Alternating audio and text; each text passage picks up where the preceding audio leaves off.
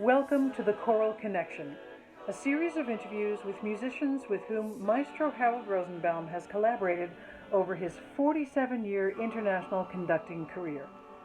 We hope you are inspired by their artistry and the stories they have to tell. For more about the series, please visit www.haroldrosenbaum.com.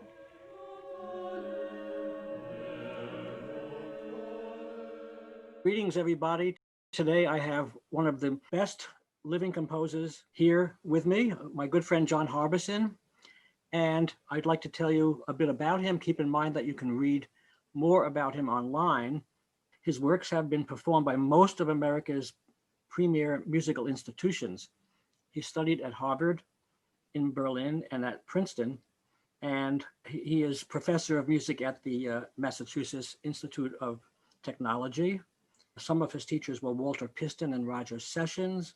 His large number of works include symphonies, operas, string quartets, concerti for violin, viola, and double bass, and chamber choral works, all 14 or so of which I conducted on a concert to celebrate Mr. Harbison's 70th birthday over a decade ago. He won the Pulitzer Prize for Music in 1987 for The Flight into Egypt, the premiere of which my Canticum Novum singers, the New York premiere, I believe it was, we can clarify that, performed with the Riverside Symphony at Alice Tully Hall. In 1989, he received the MacArthur Fellowship, and in 1998, he was awarded the 4th Annual Heinz Award in the Arts and Humanities. He was awarded the Harvard Arts Medal in 2000.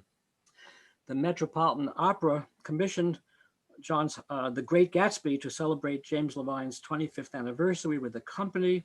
The opera premiered on December 20th, 1999, and has been labeled the best modern opera by multiple critics from major publications. I was privileged to be there to see that performance, and I was riveted the whole time. Mr. Harbison has been president of the Aaron Copland Fund and a trustee of the American Academy in Rome. In addition to all this, John is an accomplished jazz pianist and composer of jazz. He founded MIT's Vocal Jazz Ensemble in 2010, for which he served as coach and arranger. And he's also the founder of the Token Creek Chamber Music Festival, in which jazz plays a prominent role. So, John, welcome, and it's good to see you. Good to see you too, Harold. What many people did not know about you, probably until I just mentioned it, is that you are a jazz pianist and a composer of jazz compositions in addition to the classical works. To me, that is beyond amazing. Your classical compositions are astoundingly complicated, dense, and brilliant. So having a switch in your brain that can lead you in one compositional direction and then another is astounding. Can you explain these two avenues of expression for us? I don't really have a division. My teaching for the last quite many years has been in jazz at MIT. I did, as you said, I did the MIT Vocal Jazz Ensemble for quite a while. I loved that. I did a lot of arranging and writing for them. And now I work with small ensembles, particularly a scholarship ensemble, very, very wonderful players. And they are all composers. In the jazz tradition, a lot of jazz writers write for their own groups. And that seems like really a kind of natural flow for me. I for a long time thought I should have a kind of a switch toggle, that I needed to sort of clear up the connection between the two worlds. And it bothered me a little bit in my pieces because I felt like I really wasn't dividing. And then I think there was a kind of a moment where I thought, no, I think they are really just the same thing. I write, say, a jazz tune or piece, and that world clicks in, and it isn't a far distance to write a song cycle. Wow. And I remember a German scholar came to the United States to write a very learned article about American string quartets. And she sent me the article, and she said the harmony of my third quartet was entirely jazzish. Okay. And I literally swear I hadn't had a thought directly about jazz when I was writing that piece. So I think in whatever situation, my sort of sense of form and harmony and whatever I'm doing is coming from pretty much the same source. But you agree with her that then after hearing that comment and from her that indeed there were jazz elements and jazz harmonies that you wouldn't put or you haven't put in your symphonies and opera? Well, I think I've got them all over the place, but of course I'm working always from I feel like from the idiom itself, and uh, the the more that they are a kind of unconscious DNA, a kind of because I started life as a lot of us musicians do as an improviser. As a young kid, I would just sit at a piano and just play stuff, mostly making it up. And the sources from which I was really evolving those early kid pieces were both jazz and classical. And I wasn't too clear about the distinctions because my dad really played both when he sat down at the piano. He played old standards, jazz standards, and he played Bach, and he played a certain amount of Debussy. And I, to me, it was just a lot of sound source, I guess, Right. for the things I would sit and work out myself. It's amazing. So at MIT, you have a vibrant music department. I mean, one might think an Institute of Technology would have a small department, but you seem to have a lot of very capable students. Oh, we have fabulous students. There is a kind of in the popular culture, a kind of sense that mathematics and science do have uh, a logical connection, shall we say, to music. And if that's what it is, so be it. I'm so happy to work with these students over the years. There's a quickness, a sense of follow through, a curiosity, and almost never a need to prod. I notice when I teach in a conservatory or even at Tanglewood with professional musicians, there's a certain need to crack the whip because they seem to have a kind of birthright in the field by having chosen it. They are musicians. MIT players and singers don't take that attitude. They take their scientific follow through attitude. If the task has been outlined, they're going to do it. And you never have to get the whip out. At least I don't think I ever have. Wow. I used to teach at Queens College, besides Juilliard 1 year in Adelphi, and then I went to the University at Buffalo, and I felt the population there was quite different, in the sense of work ethic. I mean, I loved the kids at Queens College. I got my degrees there myself. I'm a New York boy, but in Buffalo, they seem to have had I don't know, a sterner, a more serious upbringing, and it was refreshing in a way. I know exactly what you mean. That's exactly what I'm talking about. Yeah. Wow. Mm. In a break in a rehearsal, which you attended back 12 years ago when I was doing a concert of your music, I remember you saying, I don't know if you remember this, but you said that finally you get Palestrina and Berlioz. Like recently you got them. Mm-hmm. Beforehand, you didn't get them. And I'm curious what that means, what that meant. Yeah, I have a few blank spots. I think a lot of us that are engaged with music, we know we certainly have a pretty strong sense of what has become valuable enough to retain from the world of concert music, things that persist down through the years. And I've had a few of these, I'd have to say, blank areas where I really wasn't getting the language. And Berlioz was one. And I was fascinated by Berlioz. There was something about it that sounded wrong to me. But then I had a revelation. I'm so glad I did, because since then I've felt not like I was a sort of a curious onlooker, but somebody who was getting inside. It was in the middle of the Trojans at the Met, and suddenly the music, somehow the whole strangeness of the ear there made complete sense, and I was so happy because I don't like having these blind spots. I feel like I need to work on them. Dvorak, I'm sort of try that next.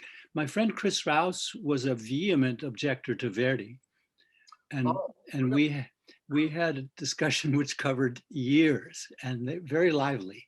And I think his attitude, I liked it because I share it. He kept listening. He kept trying. He would report, no, not yet, but I think it's possible to sense the value of some kind of music and not really be in some deep sense hearing it. And I felt a little bit that with Palestrina too. We had a period at Emmanuel Music where we had to go instrumentless for really all of Lent, I guess it was one year. And so we did Palestrina, music for which our chorus wasn't very well suited. right. But nevertheless, during that stretch, hearing the music every week and working on it, I felt suddenly I was hearing the immense value of that music. I guess I needed an immersion course. I understand completely what you're talking about. Even going beyond the composers we just mentioned, very often I'll be listening to a piece by a living composer, for example, and it just doesn't make all that sense. It's not, to me, it's not moving me, but then towards the end, the summation uh, brings it all together in retrospect. It just, and you realize there's been something important, and it all comes together at a certain point. With Palestrina, I mean, I don't know a whole bunch of Palestrina's music, but the Misa Pape Marcelli is astounding, and there's a certain loftiness and greatness to it. It's not like, it's thick and it's comprehensive, and it either hits you or it doesn't. But I'm glad it hit you. Yeah, it's a sense of gratitude when you sense that something is valuable and you can't get there, and it is very it's a happy experience too. I have a few more that I'm waiting for, um, but I tend to try to come back once in a while and just test it out, um, because it is true that a composer sometimes has a language that is just remote from one's own major interests, but it can be still a valuable place to go. I just discovered, believe it or not, Scriabin yesterday. I mean, I know everybody knows Scriabin, but my 8-year-old grandson texted me a piece that he went to sleep listening to, and over again by Scriabin. Fantasy, I forget the name of it right now. I have it, but I think of his piano music. I'm always happy to hear it. I had a nice experience with it in a study center over in Italy that my wife and I have gone to a few times in Bogliasco. He lived a number of years there in this little town in Italy, in Bogliasco, a strange fact, and heard an entire recital of his music there in that town, where, of course, he's kind of a local hero.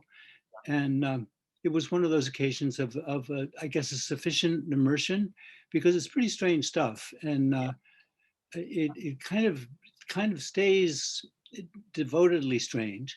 And I think it probably does help to hear more of it.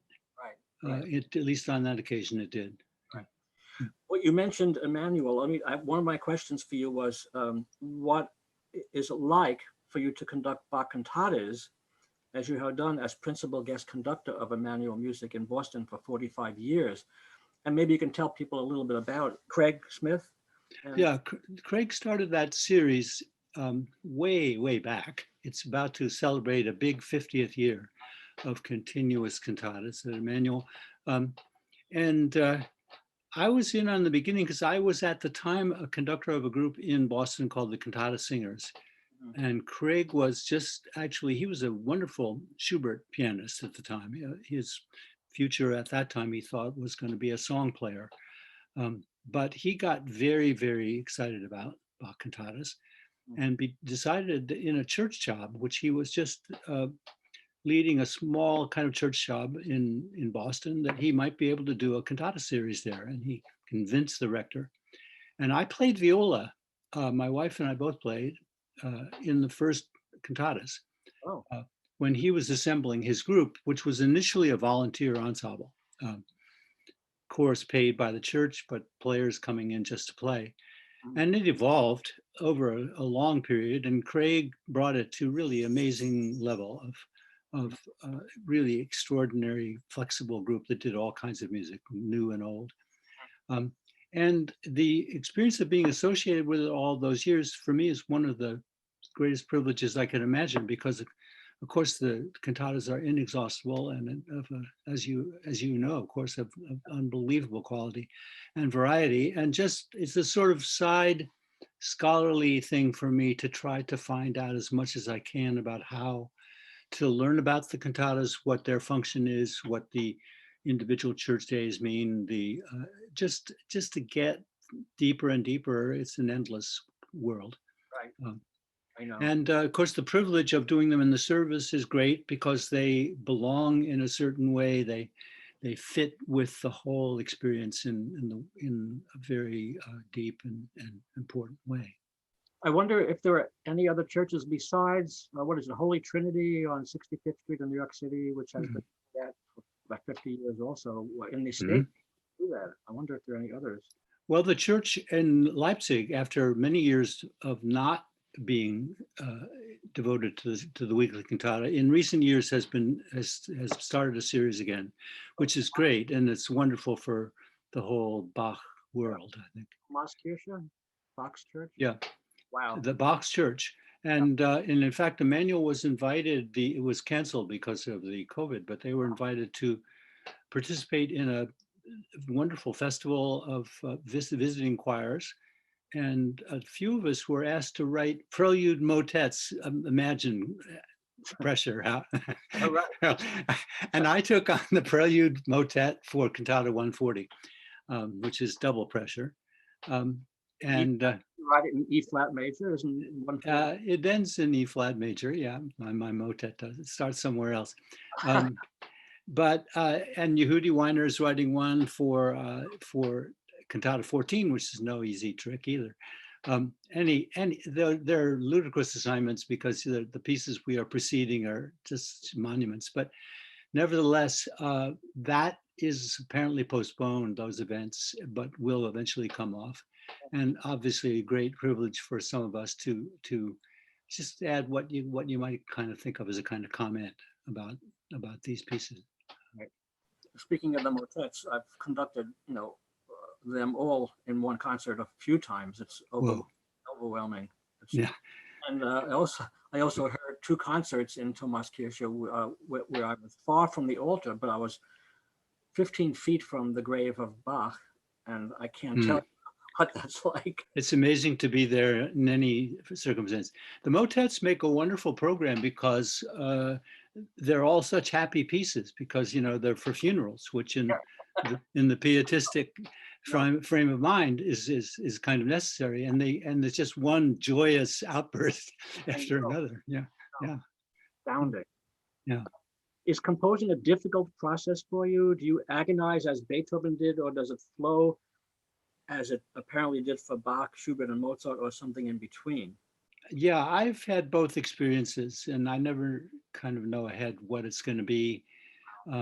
So I've had some really tough battles, and I've had some things that usually quite surprisingly go easily, but I never can guess or predict which it'll be. And I used to feel about commissions, particularly years when I had pretty generous commissions, that I didn't earn a fee for any given piece. That is, it evened out. Sometimes I worked so hard and took so long to get the piece that I thought they should pay me 5 times more. But then other times I thought I should guilty taking the money because I just didn't meet any real big obstacles. So I think it's something that I think for me is just impossible to guess. Boy, don't feel guilty. I mean, look at Tchaikovsky. Didn't he have Madame von Meck, who was? Oh yeah, and of course Tchaikovsky.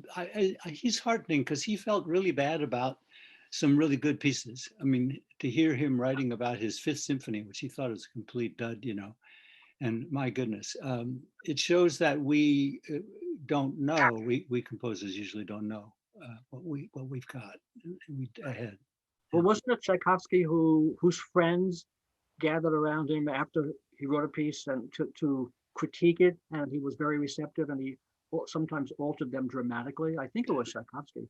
Well, Tchaikovsky does seem to have gone through a lot of uncertainty, but his music doesn't convey that. He always seems to be on top of it, he did go through, I guess, a lot of worry about reception quality. But you can't really worry about that; it's kind of out of your control. Yeah, exactly. Yeah.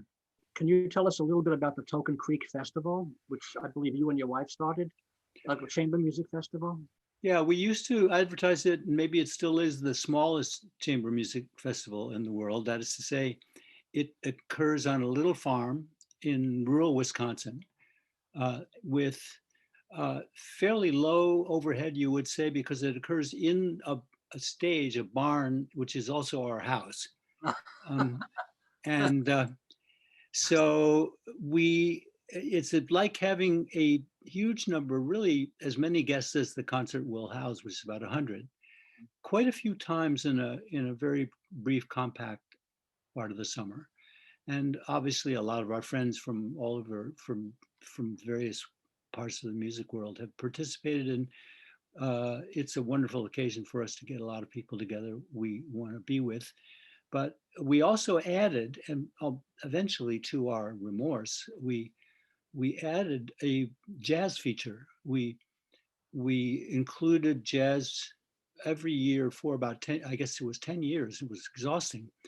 It involved taking all the chairs out and bringing in sort of cafe tables, turning the place into a nightclub for what started as just a repeated concert a year, but was mushrooming to about 8 iterations because the jazz got very popular. Wow. And eventually, those of us who were playing both, who were 3 of the regular concert players, were fine. We couldn't handle it. It was just too tiring. So the jazz departed the festival. Oh. And recent times, it's back to a much more a straightforward concert music festival. And we've had down through the years some wonderful performers who really were people we knew. I mean, Lorraine Hunt Lieberson, and of course, a regular visit from Yafei Chuang and Bob Levin, and people that we just have known a long time.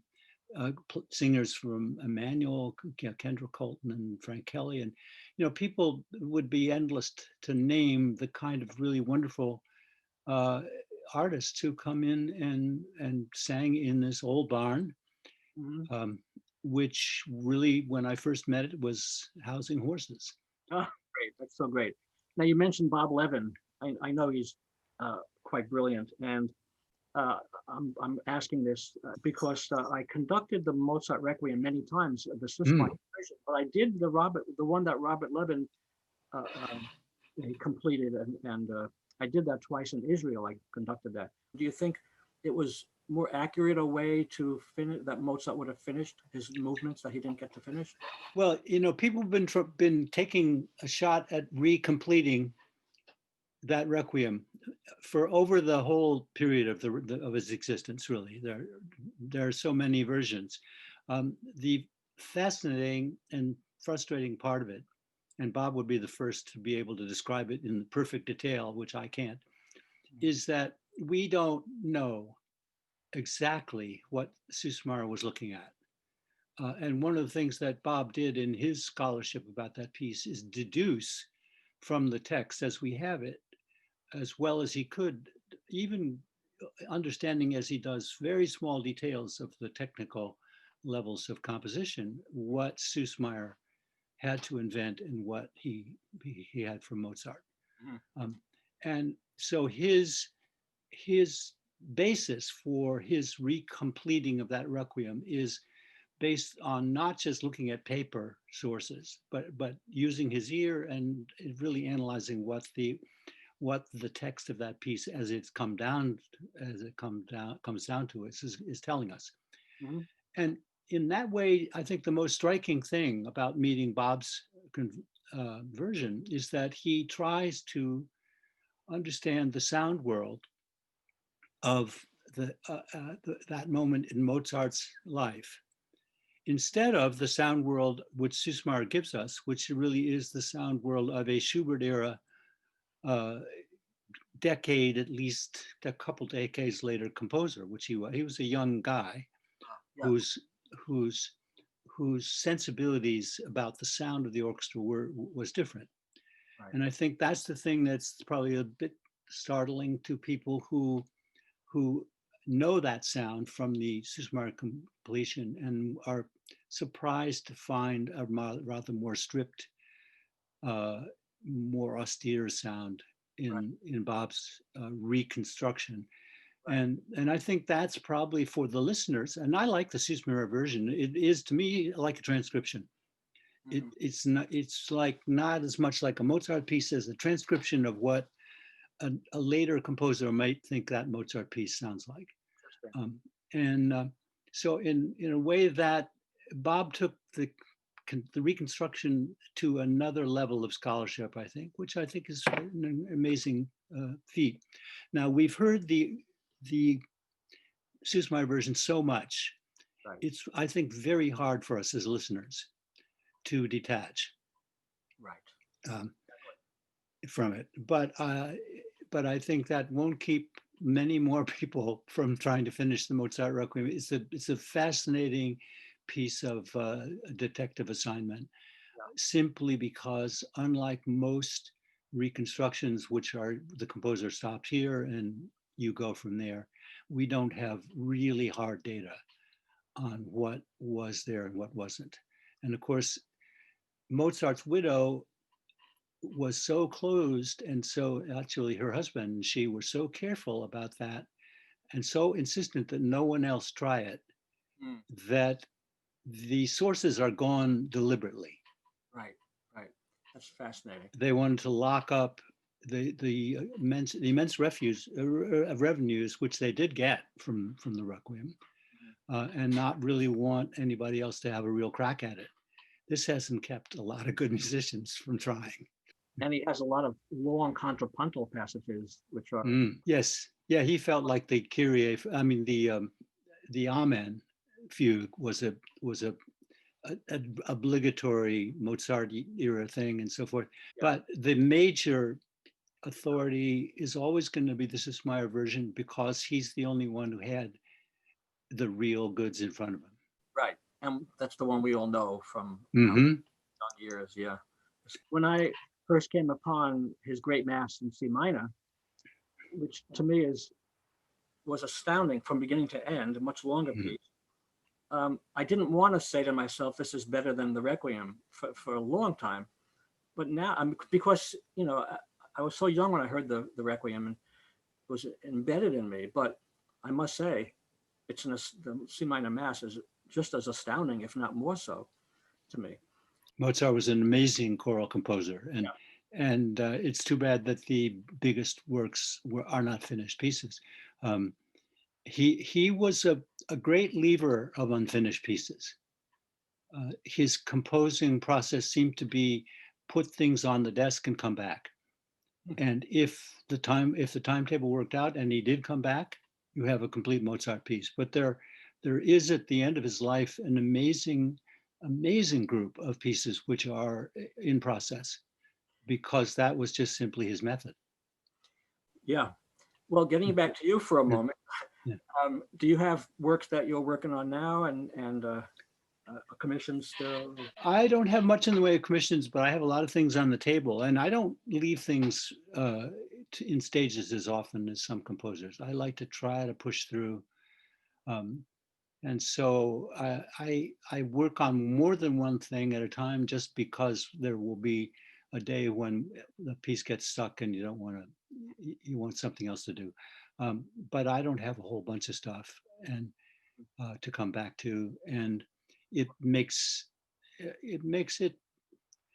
worries me to have a piece incomplete too long. I walk past it and feel a little agitated by it. Yeah.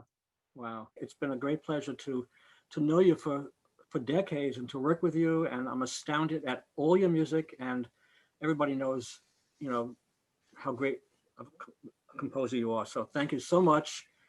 Well, I want to thank you, Harold, for your advocacy over many years. And whenever I write a choral piece, I always am heartened by the fact that you make the statement, really the statement that this music is so important. It is the backbone of music. Thank you very much. Yeah. So be well, and we'll speak soon. Thanks a lot, Harold. All right, John, Yep. take care. Bye-bye.